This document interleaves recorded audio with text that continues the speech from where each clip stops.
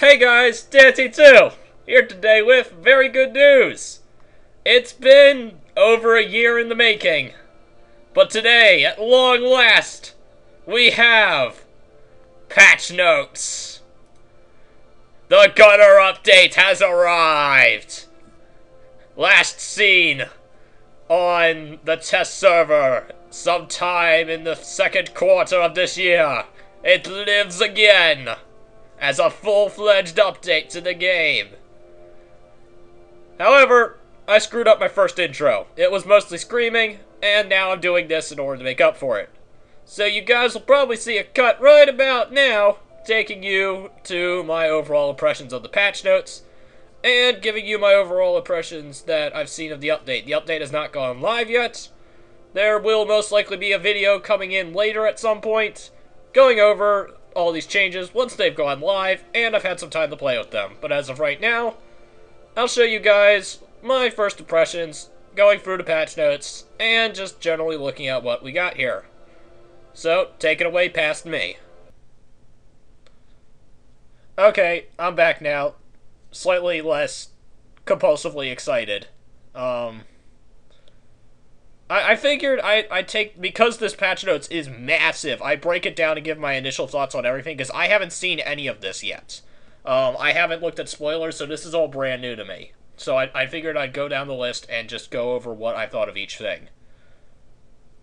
One moment. Okay, back now.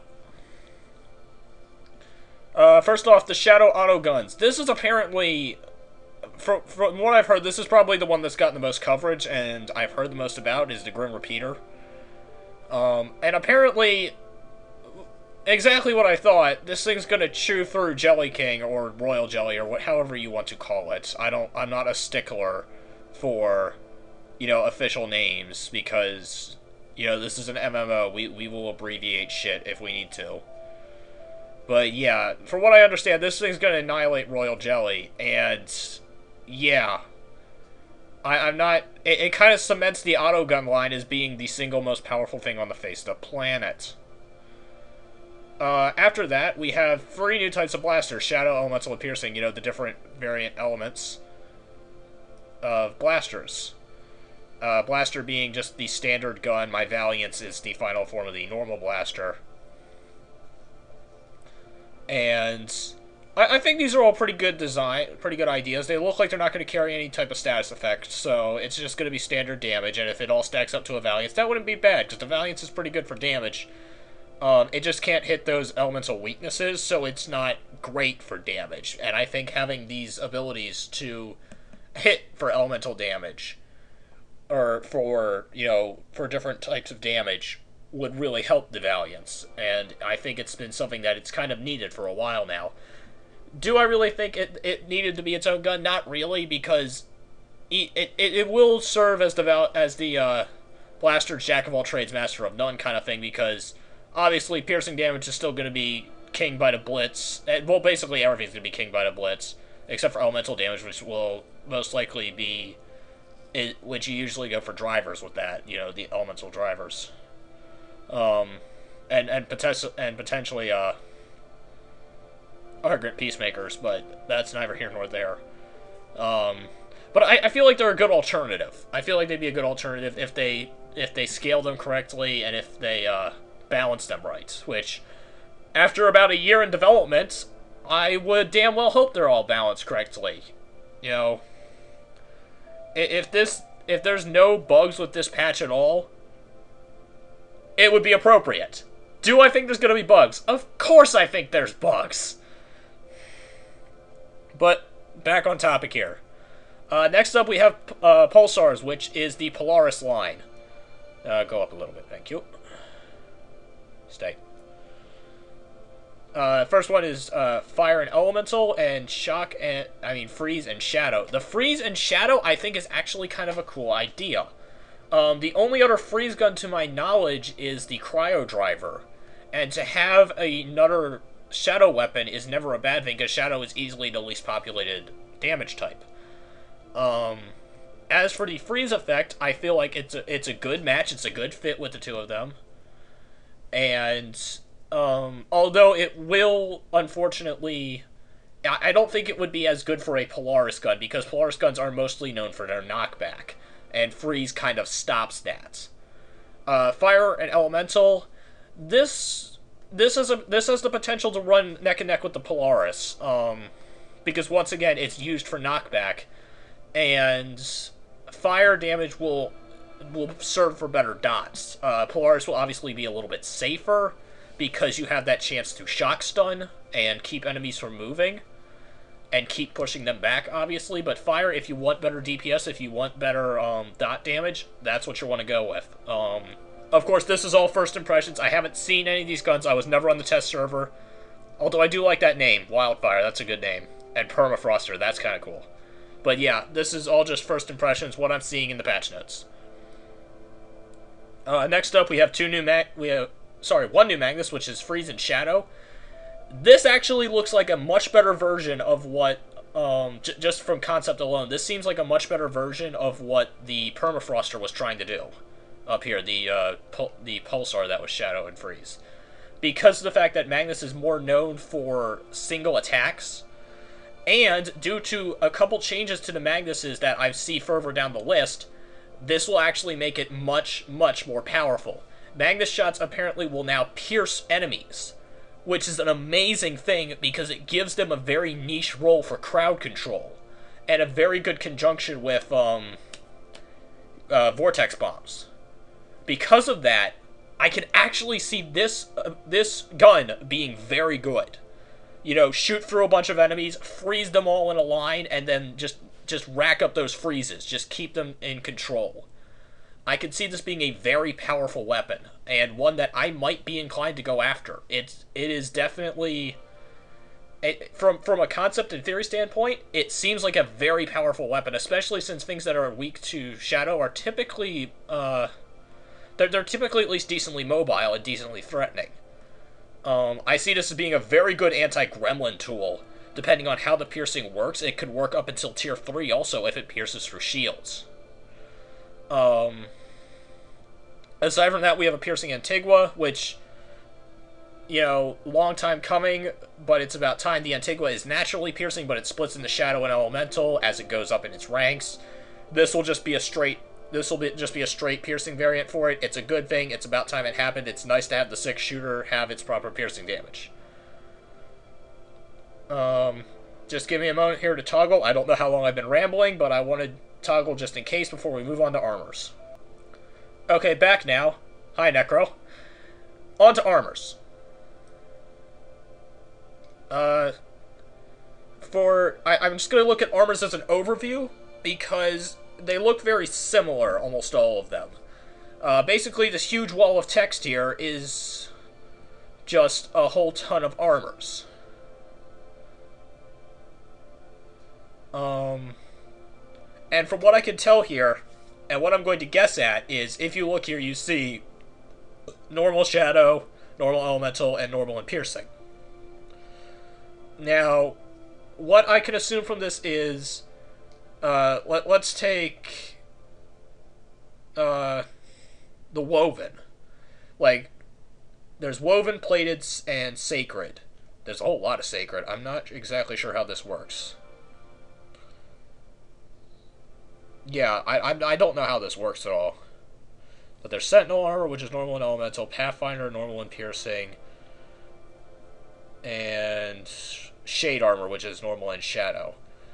What I'm going to guess this is each one of these damage types has at least 3 different variants. And my guild is just going nuts. I can't pay attention to it right now, I'm recording. Has 3 different variants for attack speed, damage, and charge time, at the very minimum. Maybe another one, because I'm actually looking at these lists and seeing at least room for 4.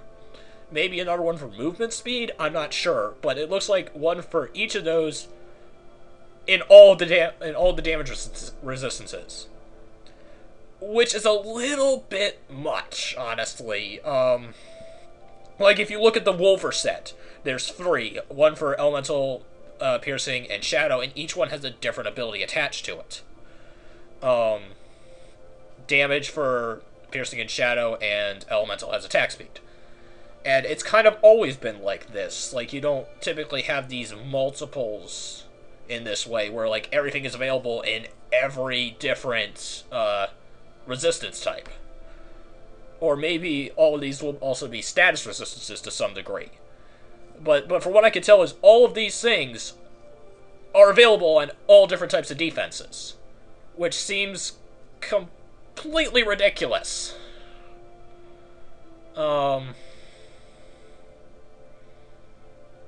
And I would say unnecessary, and I would definitely say unnecessary. Sorry, I was trying to think of, like, why wouldn't I say unnecessary? But no, I would say unnecessary. I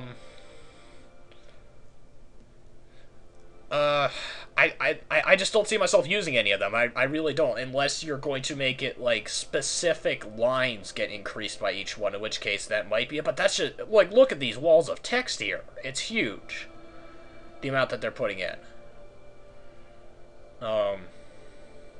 Which, to be fair, this is something that is, you know, worthwhile for an entire year, but I see it as being redundant. I see it as potentially not being necessary, at least in the armor department. All of the guns look solid. The armors, I'm really going to have to see exactly what they have on them in order to get a better feel for this. Anyway, as for universal changes, increased movement speed and, well, firing and charging. We've already seen this with the Savage Tortifist in my case, or the Tortifist in general in other people's cases, and the Overcharged Mixmaster. They have all had this. It has been a huge noticeable difference that you can move way faster while charging. And it's nice that they're bringing all the other guns in line with this.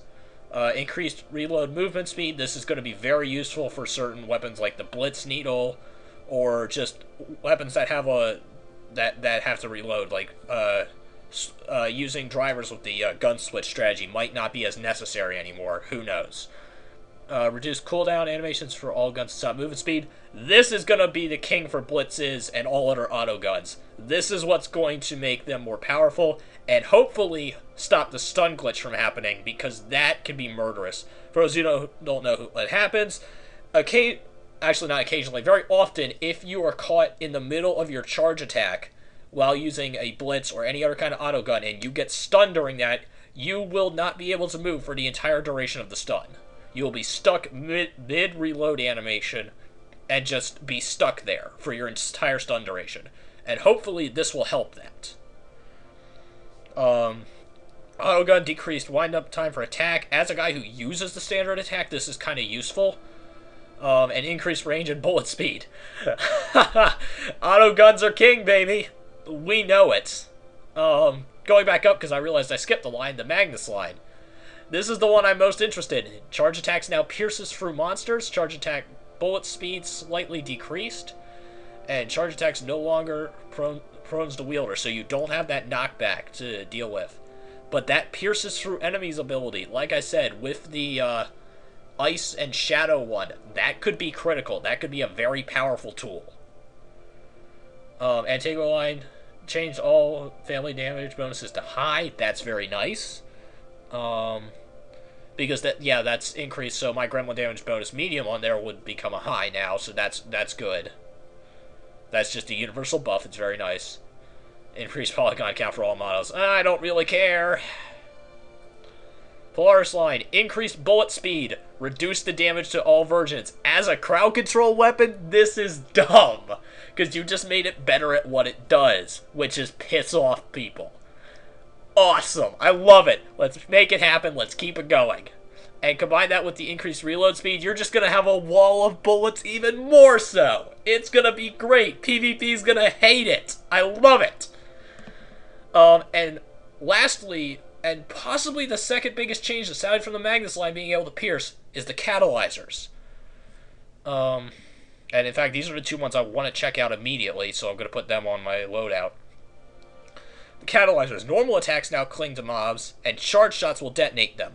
For those of you who don't know, it used to be the opposite way, where charge shots would orbit the enemy, or stick to the enemy, and as soon as you got enough charged up, then you would detonate them with regular attack shots. Reversing this makes a whole lot of sense, and it greatly improves the usability of the catalyzer line, in my opinion. I feel like this is a very, very good... Charge shot now has an aura around it that activates any catalyzer orbiters within it. Ooh, that's useful. So it looks like it won't detonate all of them on, like, say, like a big enemy. Like, say, if I loaded up on Vanaduke, I loaded him up with a whole bunch of neutralizer shots. If I fired off my charge shot, it would only detonate things within the area of the charge, which is actually pretty good.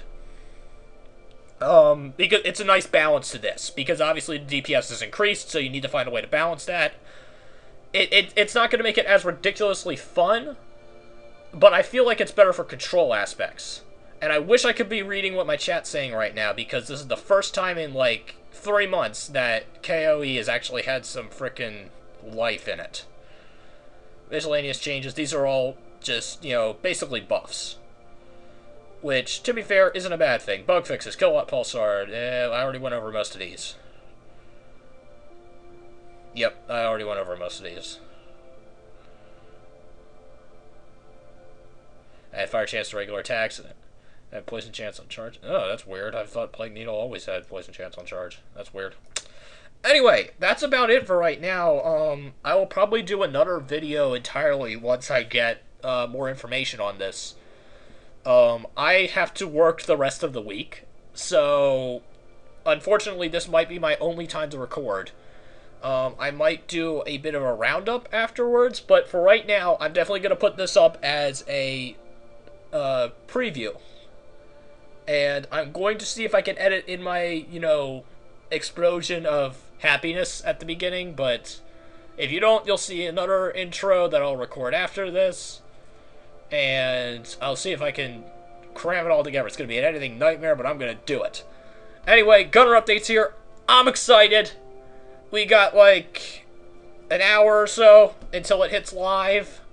And I'm looking forward to it. See you guys then.